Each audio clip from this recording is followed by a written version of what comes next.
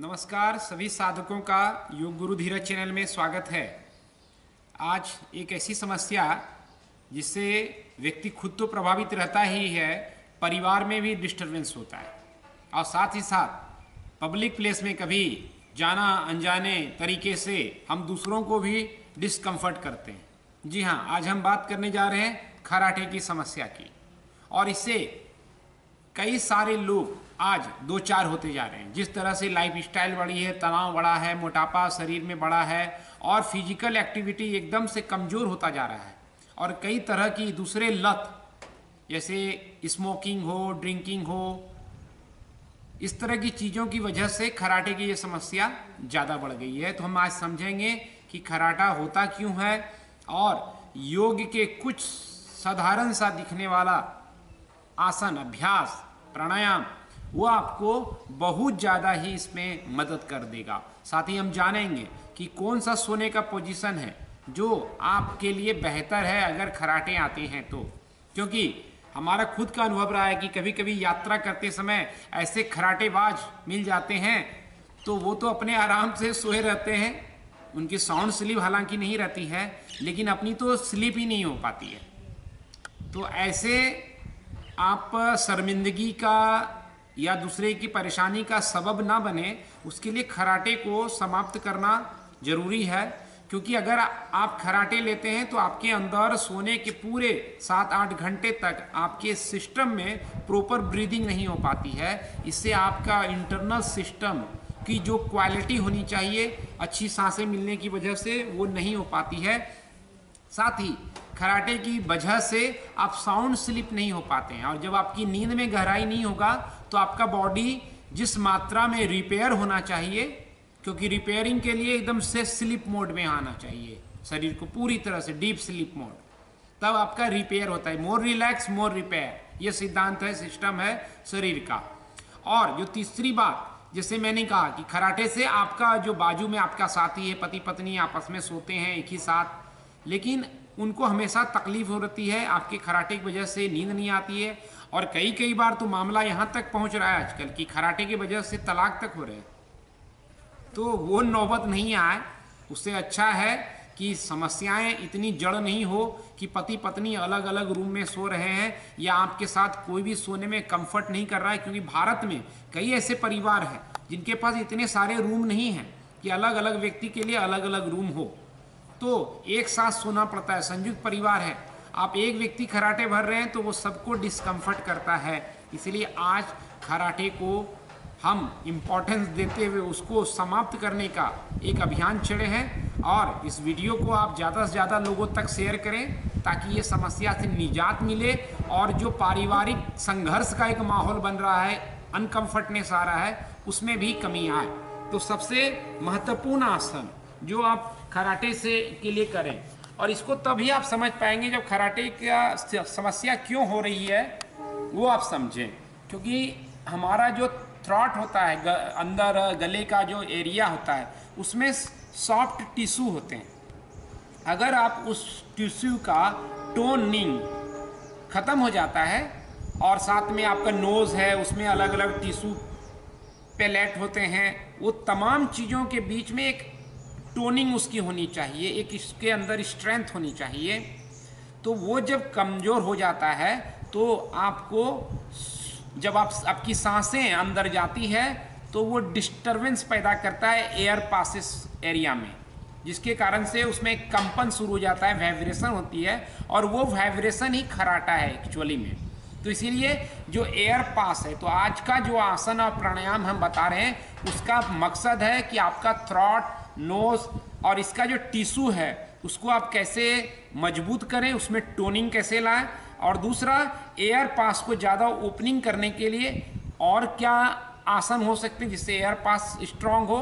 और जो आपका टंग है, जो इंटरनल टंग है, आपके जीभ है, उसका भी मसल जब बहुत ज़्यादा अंदर में रिलैक्स हो जाता है, वो दारू पीने से हो सकता है, ज़्यादा स्मोकिंग करने से आपका जो टंग है वो थोड़ा ज़्यादा रिलैक्स ढीला पड़ने लगता है, जो नेचुरल ट्यूनिंग है उसके अंदर की वो समाप्त होती है।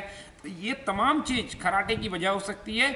ये जो आसन हम बता रहे हैं वो इससे निजात दे सकता है। तो सबसे पहले इजी जो आसन है, जो थ्रॉट के लिए मसल्स को बेहतर करेगा, एयर पासेस को खोलेगा, लंग्स की कैपेसिटी बढ़ाएगा, इस सब के लिए आप लेट जाइए और हाथ को इस तरह से थम्स को एक दूसरे के ऊपर ओवरलैप करते हुए हिप के अंदर ले जाएं, हाथ आपका सीधा रहे। अब यहाँ से ये हम जो करने जा रहे हैं मत्स्य आसन का प्रकार है। अब सांस लेते हुए अपने पूरे चेस्ट को उभारें, सिर को ऊपर उठा लें, फिर गर्दन को मोड़ लें और नीचे रख दें। ये पोजीशन है। तो इसमें आप देख रहे हैं लंग्स की कैपेसिटी डेवलप्ड होगी, हार्ट की कैपेसिटी डेवलप्ड होगी, और जो गर्दन है उसके मसल, जो टिश्यू जैसे मैंने कहा कि कमजोर पड़ जाता है, तो उसको स्ट्रेचिंग हो रही है, तो स्ट्रेंथनिंग होगी। इसमें ब्रीदिंग करते रहें नॉर्मल होके। तो ये एक आसन है कि हो सकता है कि कई लोग, किसी को दिक्कत हो सकता है, खासतौर पे मोटा शरीर है, मोटापा एक बड़ी वजह है, तो इसीलिए आपका एयर पासेस में डिस्टरबेंस के लिए, इसीलिए वेट मैनेजमेंट, लाइफ स्टाइल ठीक करना, अगर सही मायने में आप कराटे को ख़त्म करना चाहते हैं तो करें। लेकिन ऐसे लोग जो मत्स्य आसन में करने में कठिन पाते हैं या देर तक नहीं रुक सकते, ऐसा नहीं 5 ब्रीदिंग रहें और आपका समस्या खत्म हो जाएगा। आप जब थेरेपी लेते हैं तो आसन में देर तक ठहरना होता है, तो उसका दूसरा ऑप्शन है जो मैं दिखा रहा हूँ कि आप ऐसे 2 ब्लॉक, घर में ब्लॉक नहीं हो तो मसलन जो होता है ढोलक तकिया लंबा जैसा, आप उसका इस्तेमाल कर सकते हैं, वो बेहतर ज़्यादा रहेगा ब्लॉक के जगह पर। ये आप ले लीजिए, एक ब्लॉक पीछे की तरफ रख दीजिए और ब्लॉक के साथ आप पीठ को थोड़ा सा पीछे रखते हुए आप ब्लॉक के साइड में लेटते जाएं। थोड़ा सा आपका जो अपर चेस्ट है वो इस रीजन पे आए। अब यहाँ पर मैंने सिर को सपोर्ट देने के लिए एक ब्लॉक को खड़ा करके या लेटा करके रख दिया। जो भी आपको कंफर्ट लगे वैसा आप कर सकते हैं। और आप देखिए पैर को कंफर्ट पोजीशन में रख दिया, तो आप देखिए कि इस तरीके से क्या हो रहा है कि मेरा जो ये एरिया है इन्वर्टेड पोजीशन में आ जा रहा है। तो इसमें ट्यूनिंग होगी, थ्रॉट का जो मैंने कहा टिश्यू है या लंग या टंग्स का जो आखिरी हिस्सा है उसमें ट्यूनिंग आएगी, जिससे वो जो ढीला पड़ जाता है और स्नोरिंग होने लगती है, खराटे आने लगते हैं, उससे निजात मिलेगी। लंग्स भी इसमें ओपन हो रहा है, हार्ट ओपन हो रहा है। ये काफ़ी इफेक्टिव है हर दृष्टिकोण से। इसमें रह के नॉर्मल ब्रीदिंग करें कि ब्रीदिंग को चेस्ट तक भरें और फिर सांस छोड़ते हुए चेस्ट से बाहर निकालें।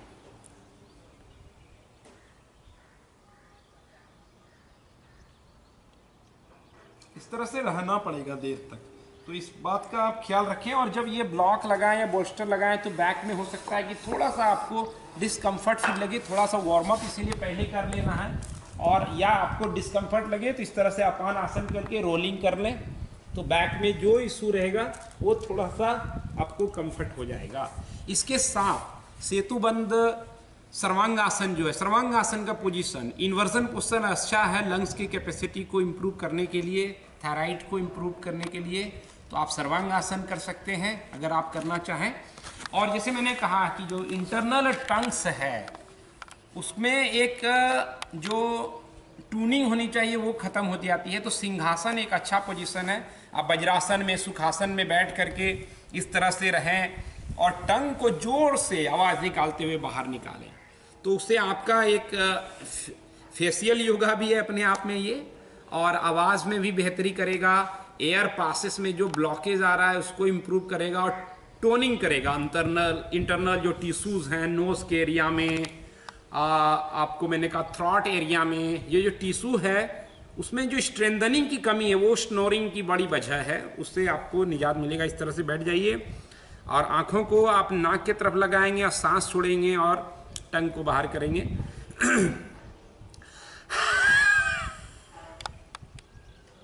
तो ये पोजीशन है, आप कर सकते हैं किसी भी समय इस पोजीशन को। इस तरह से आपको टंग को बाहर की तरफ ज़्यादा निकालना है। साइड व्यू से आप देख सकते हैं।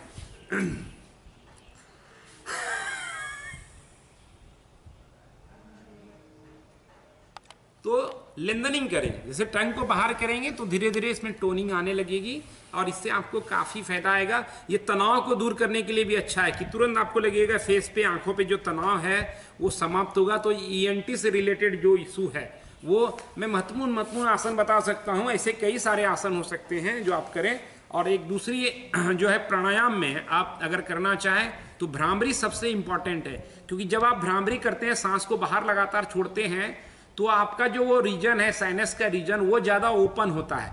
तो और एयर पासेस में जो ऑब्स्टेकल होता है उसको रिमूव किया जाता है, तो आपको डिस्कम्फर्ट दूर होगा। तो खास तौर पर जो रात में आप सोने जाते हैं, खाना खाने से पहले आप इन तमाम चीज़ों को कर लें, फिर भोजन करके आप आराम कर सकते हैं। तो खासतौर पे रात्रि में इस तमाम प्रैक्टिस को रेगुलर करें, मॉर्निंग में भी करें, 2 टाइम करें तो कोई इसमें समस्या नहीं है।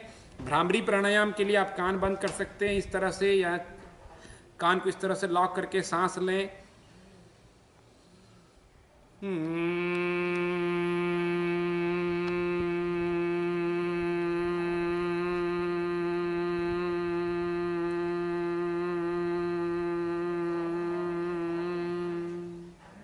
फिर धीरे धीरे सांस लेना। तो इस तरह की कई बार करें भ्रामरी, ऐसा नहीं 5 बार 10 बार कर लिए, 20-25 मिनट कीजिए, अच्छा है, ज़्यादा इफेक्टिव है। चंद्र नाड़ी को भी खोलेगा, एक्टिव करेगा, तो रिलैक्सेशन रिस्पॉन्स आपका बढ़ेगा।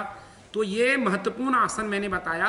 और सोने की प्रक्रिया पे भी ध्यान रखिए कि अगर आप इस तरह सोते हैं और ख़ासतौर पे शरीर आपका जब बड़ा होने लगता है, मोटापा आ जाता है, तो ये तरह के सोने से आपको और डिस्कम्फर्ट होता है ब्रीदिंग में। तो उसका कारण क्या है, आपका जो टंग है, जीभ है, वो पीछे की तरफ चला जाता है ग्रेविटी की वजह से, ज़्यादा पीछे की तरफ। और जो टिश्यूज है थ्रॉट की, वो थोड़ा सा एक दूसरे के नज़दीक आ जाता है। तो और जो गैप होना चाहिए वो ना हो करके और नैरो हो जाता है, जिसके कारण आपको ब्रीदिंग में डिस्कम्फर्ट होता है और स्नोरिंग ज़्यादा होता है। इसलिए जिनको खराटे आते हैं वो कोशिश करें कि आप राइट या लेफ्ट साइड में सोएं। और अगर कभी लगता है कि आपके शरीर में ऐसी आदत हो गई है, तो इस आदत को समाप्त कर सकते हैं। उसके लिए जैसे मान लीजिए एक टेनिस बॉल रख लीजिए, और टेनिस बॉल को आप कहीं पे जमा करके रखिए कि जैसे आप करवट लें आपको टेनिस बॉल चुभेगा, तो आपकी धीरे धीरे ये आदत जो है सीधा सोने की वो समाप्त हो जाएगी बिल्कुल। और आप लेफ्ट एंड राइट की हैबिट, शरीर को क्या एक हैबिट होनी चाहिए डेवलप करने की, आप जैसे अभ्यास करते हैं वो आ जाता है। और अगर मोटापे की वजह से ये सब कुछ हैं, तो आप मोटापे से रिलेटेड हमारा वीडियो है जिसमें हमने सिर्फ टिप्स दिया है कि बिना कुछ हार्ड वर्क किए भी मोटापे को मैनेज किया जा सकता है। आप उस वीडियो को देखिए, समझिए और उसको जीवन में अपनाइए और लाइफ में एक्टिव रहिए।